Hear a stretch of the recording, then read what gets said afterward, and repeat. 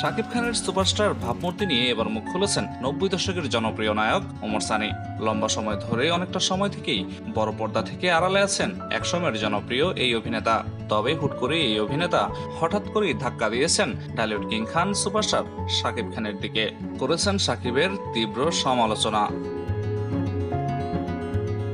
সম্প্রতি এক সাক্ষাৎকারে শাকিব খানের সাম্প্রতিক সিনেমা ও তার সুপারস্টার ভাবমূর্তি নিয়ে মুখ খুলেছেন ওমর সানি। এই বিষয়ে তিনি বলেন, সিনেমা চলে তো 2 দিনও না, 1 ঘন্টাও চলে না, অথচ নিজেকে সুপারস্টার ভাবে। তারা হচ্ছে এক অন্য জগতের মানুষ। এদিকে ওমর সানির এমন মন্তব্যের পর সোশ্যাল মিডিয়াতে বেশ ঝড় তুলেছে।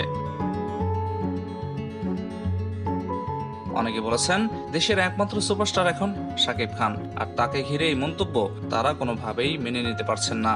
এ নিয়ে চলছে নানা তর্ক বিতর্ক।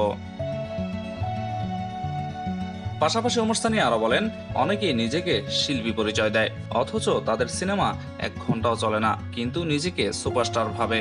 এরপর প্রশ্ন আসে, তাহলে শাকিব খানকে কি সুপারস্টার বলা যায়? প্রতি উত্তরে সানি বলেন, জানি না। শাকিব কেন এটা দেখে না আমি জানি না, এটাও আমার প্রশ্ন।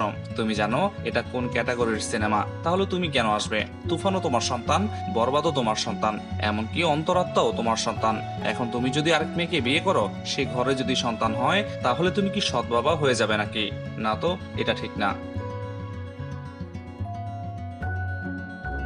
ওমর সানি আরো উল্লেখ করে বলেন, বরবাদ হিট হলেও অন্তরাত্মা চলেনি। তিনি বলেন, এটা মোটেও শাকিবের জন্য ভালো হয়নি, বরঞ্চ এতে তিনি প্রযোজক হারিয়েছেন। শাকিব খানের সাম্প্রতিক সিনেমাগুলো নিয়ে সমালোচনার ঝড় উঠলেও এবার তারই সহশিল্পী যখন সরব হন, তখন সেটি ঢালিউডে নতুন আলোচনার জন্ম দেয়।